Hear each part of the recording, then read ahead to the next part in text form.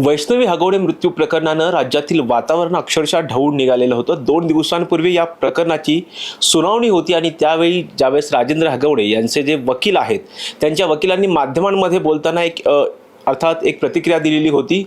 ती म्हणजे त्यांनी थेटपणे वैष्णवी हगवणे जे की मृत आहे तिच्या चारित्र्यावरतीच बोट ठेवलेलं होतं आणि अशा पद्धतीचं वक्तव्य करणं हे कितपत योग्य आहे आणि याविषयी बोलण्यासाठी आपल्यासोबत माजी सरकारी वकील निलिमा वर्तक मॅडम आहेत। मॅडम, तुमचं टॉप न्यूज मराठीमध्ये खूप स्वागत। Thank you very much.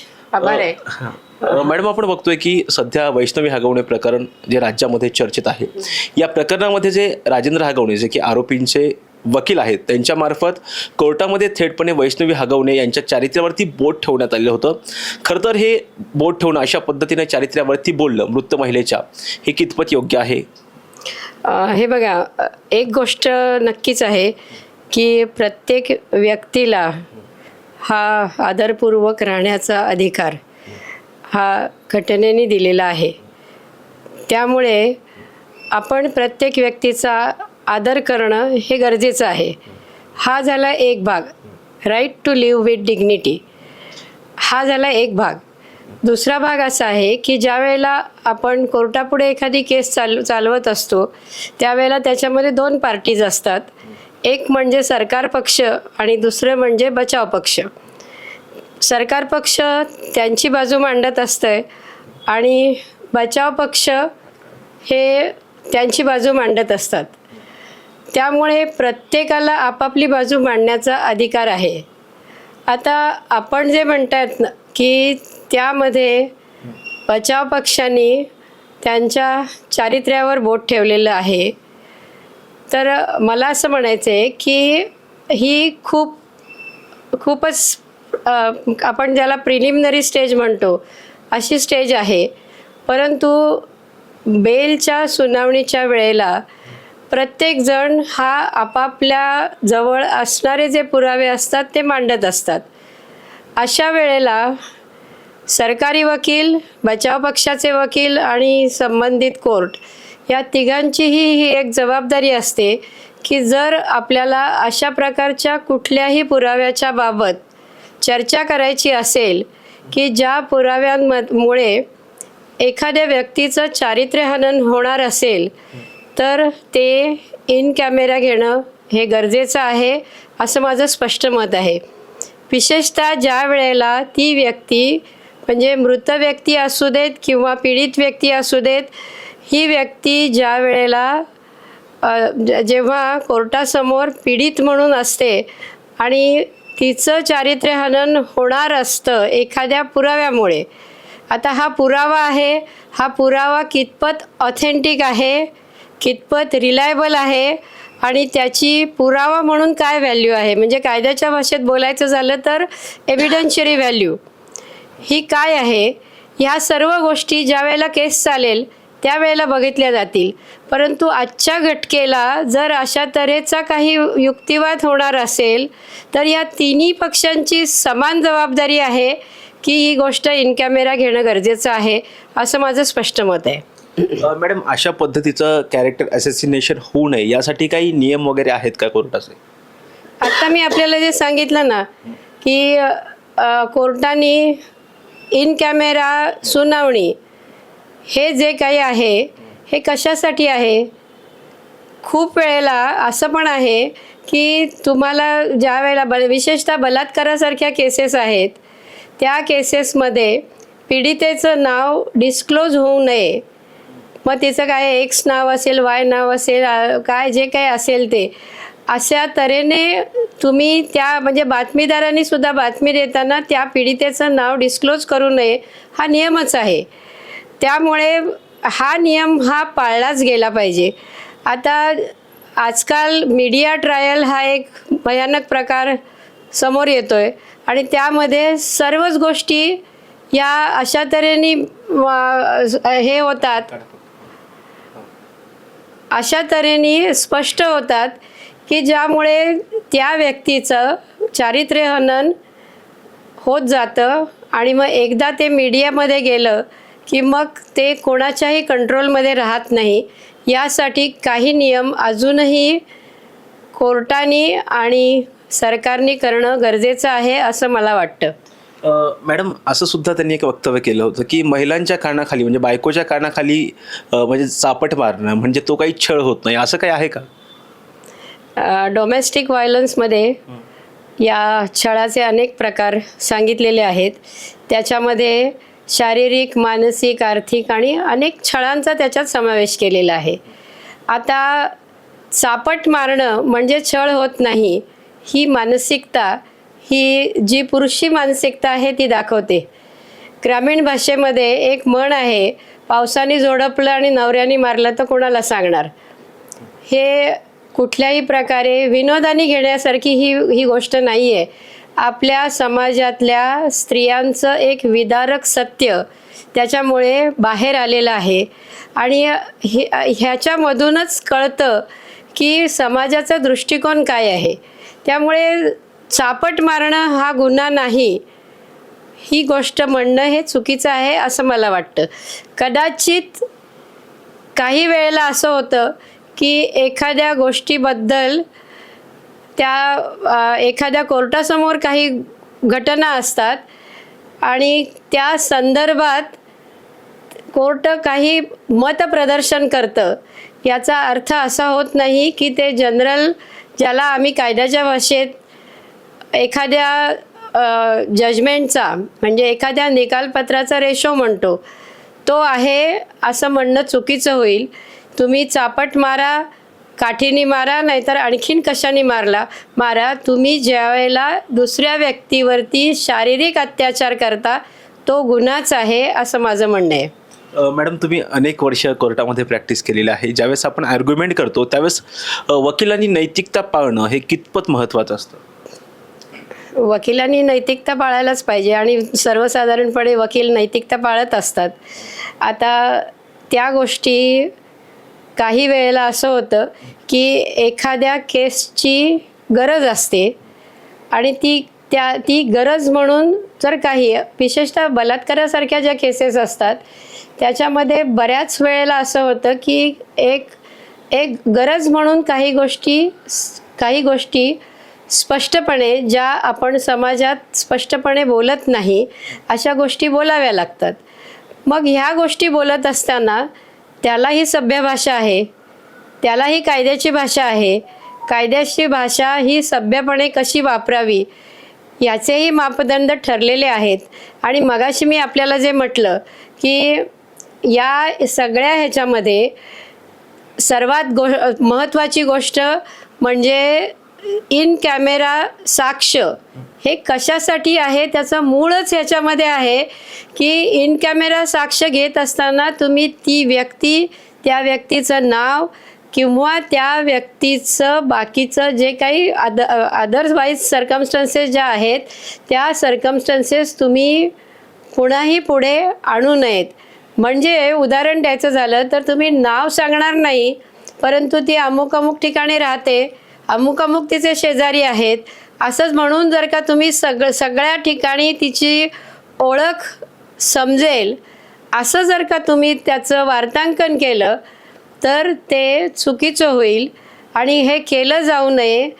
अशा तऱ्हेचे नियम हे प्रत्येक ट्रायलमध्ये, अशा तऱ्हेच्या प्रत्येक ट्रायलमध्ये घालून दिलेले असतात. मॅडम, अशा पद्धतीचं म्हणजे चारित्र्यावरती जर अशा पद्धतीचं जर आर्ग्युमेंट झालं, टिप्पणी केली गेली तर त्या केसमध्ये काही निकालावरती त्याचा परिणाम पडतो किंवा असे जे हे असतात, जे फिर्यादी असतात त्यांच्यावरती, काही फिर्यादी महिला असतात त्यांच्यावरती या आर्ग्युमेंटचा काही परिणाम पडत असतो का मानसिकतेवरती त्यांच्या? अजिबात नाही. कारण तुम्ही प्रत्येक व्यक्तीला म्हणजे अगदी एखादी जर का देहविक्री करणारी व्यक्ती असेल तरीसुद्धा तिला स्वतःची डिग्निटी राखण्याचा कायद्याने अधिकार दिलेला आहे. आणि अशा परिस्थितीत सुद्धा तुम्ही त्या प्रकारे तिला कशा प्रकारे प्रश्न विचारावेत किंवा काय करावेत या प्रकाराने तुम्ही ह्या गोष्टी लक्षात घेऊ शकता. आता गोष्टी अशा असतात की जेव्हा ट्रायलची पहिली स्टेज असते म्हणजे रिमांडची स्टेज किंवा जामिनाची स्टेज, त्यावेळेला येणारा पुरावा हा कुठल्याही मी तुम्हाला मगाशी जी त्रिसूत्री सांगितली ती त्रिसूत्री म्हणजे रिलायबिलिटी, ऑथेंटिसिटी आणि एव्हिडेन्शियरी व्हॅल्यू ह्याच्या टेस्टवरती तावून सुलाखून निघालेली नसते. त्यामुळे तुम्ही आर्ग्युमेंट करताना हे सर्व जे काही पुरावे असतात ते पुरावे फक्त कोर्टासमोर मांडत असतात. मग आता हे पुरावे मांडत असताना मांडण्याचा अधिकार आहे की नाही, तर बचाव पक्षाला नक्कीच आहे. सरकार पक्षाला ते खंडन करण्याचा अधिकार आहे की नाही, तर नक्कीच आहे. आणि पहिली आणखीन महत्त्वाची गोष्ट म्हणजे ही जी पर्टिक्युलर केस आहे, ह्या पर्टिक्युलर केसच्या बाबतीत जर का आपण बोलायचं झालं तर अजूनही इन्व्हेस्टिगेशनच्या स्टेजला आहे. अजून त्याच्यामध्ये पुरावे गोळा करायचे आहेत. अशा वेळेला आपण त्याला किती महत्त्व द्यायचं, आणि त्याला म्हणजे महत्त्व याचा अर्थ कायद्याच्या दृष्टीने महत्त्व, बाकी कुठल्याही दृष्टीने महत्त्व मला म्हणायचं नाही आहे. ही गोष्ट कोर्टाने ठरवायची असते. आणि म्हणूनच मी म्हटलं की अशा तऱ्हेच्या गोष्टी, अशा तऱ्हेच्या केसेस या जरी बेलच्या स्टेजला असतील तरी त्या इन कॅमेरा त्याचं सुनावणी घेतली जावी असं मला वाटतं. त्याचप्रमाणे दुसरी गोष्ट अशी आहे की समाजात सुद्धा आता ज्या वेळेला मीडिया ट्रायल होते तेव्हा मीडिया ट्रायलमधली आणखीन एक गोष्ट अशी असते की सगळ्याच गोष्टी स्पष्ट झालेल्या असतात. सगळ्याच गोष्टी प्रत्येकजण आपापल्या दृष्टीने पाहत असतं आणि आपापल्या दृष्टीने त्याच्यापुढे रिॲक्ट होत असतं.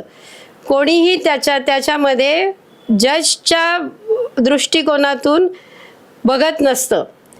त्यामुळे आपल्याला आलेला जो काही पीस ऑफ एव्हिडन्स आहे त्याच्यावरती विसंबून आपण आपली प्रतिक्रिया देत असतो.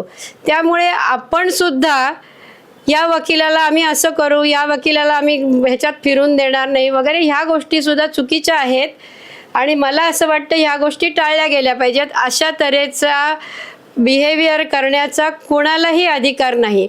मग ते सामाजिक कार्यकर्ते असोत, राजकीय कार्यकर्ते असोत, नाहीतर कोणीही असू देत, त्यांनी ह्या गोष्टीचं भान ठेवलं पाहिजे. राग येणं स्वाभाविक आहे.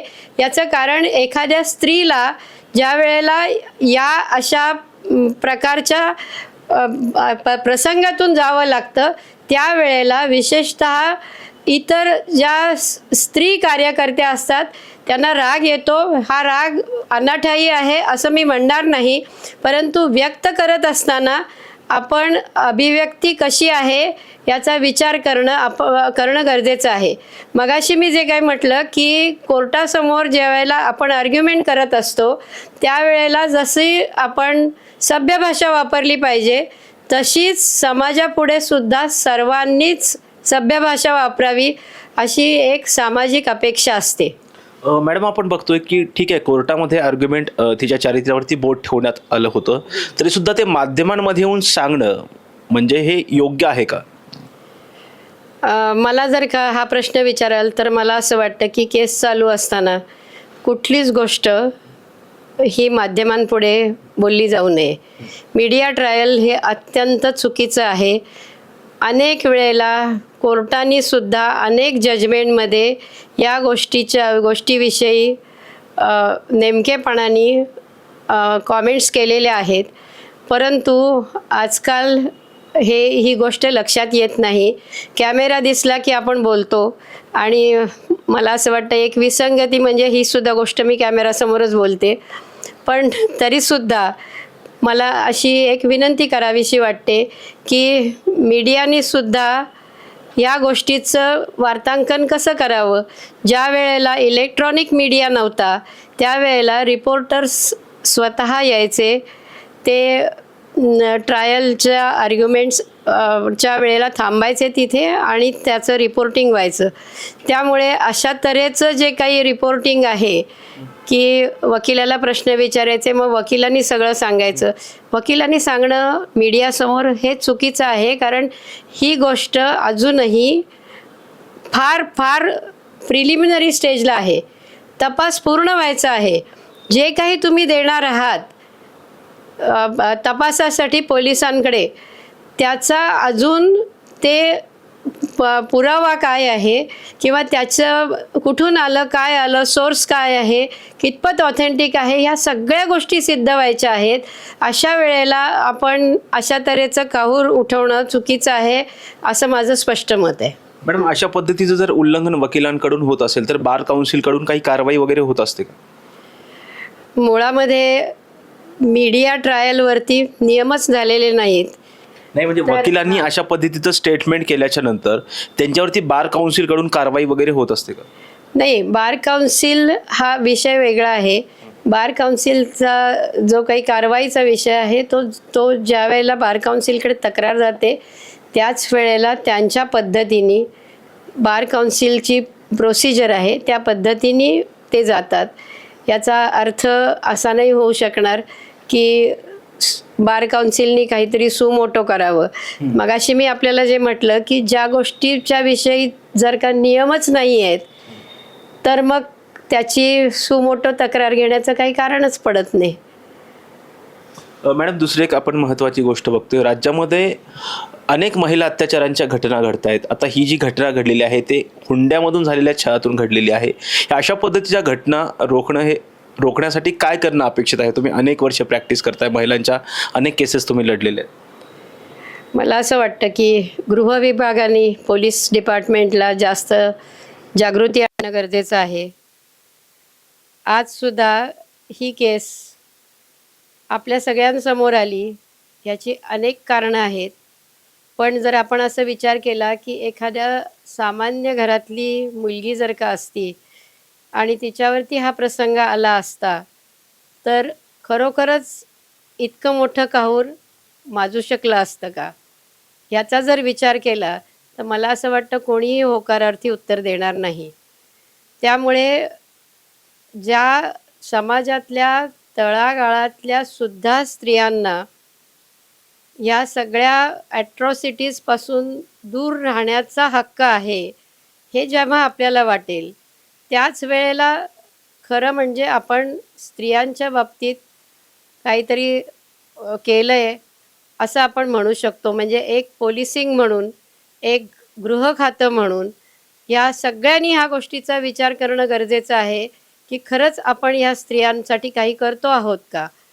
नुसतं बोलून चालणार नाही. म्हणून मी तुम्हाला मगाशी जे काही म्हटलं की पावसाने झोडलं आणि नवऱ्याने मारलं तर सांगायचं कोणाला, हे जे वाटतं. आजकाल काही महिला सक्षम झालेल्या आहेत, सशक्त झालेल्या आहेत, त्या दोन देण्याच्या सुद्धा परिस्थितीमध्ये आहेत आणि कित्येक वेळेला देतात सुद्धा. मी असं म्हणणार नाही की त्यांनी तशा प्रकारची रिॲक्शन करावी, परंतु माझं म्हणणं असं आहे की अशा तऱ्हेने तुम्ही समाज म्हणून जेव्हा राहता त्यावेळेला तुम्ही समान हक्क आणि समान दर्जा ह्या दोन गोष्टी लक्षात घ्यायला पाहिजेत. आणि ह्या दोन गोष्टी जर का लक्षात घेतल्या तर मला नाही वाटत की अशा तऱ्हेने कुठल्याही प्रकारच्या ॲट्रॉसिटीज होऊ शकतील. मॅडम, अशा पद्धतीचा कौटुंबिक हिंसाचार होऊ नये, कारण आपण बऱ्याच केसेस बघतोय कौटुंबिक हिंसाचारामधून पुढे येत आहेत आणि त्यानंतर ह्या ज्या महिला असतात त्या कुठं जायचं, आई वडिलांना तर सांगू शकत नाही घरच्या परिस्थितीमुळे, अशा बरेच घटना घडतात आणि त्यानंतर ते टोकाचं पाऊल उचलतात. अशा महिलांसाठी तुम्ही काय आवाहन कराल? मला असं वाटतं की मी असं म्हणणार नाही की त्यांना माहेरी स्थान नसतं. त्यांना माहेरी स्थान हे असायलाच पाहिजे. ज्या घरात आपला जन्म होतो, ज्या घरात आपण वाढतो, ज्या घराने आपल्याला शिक्षण दिलेलं असतं, संस्कार दिलेलं असतं, त्या घरांनी आपल्याला कायम संरक्षण द्यावं ही अपेक्षा असते.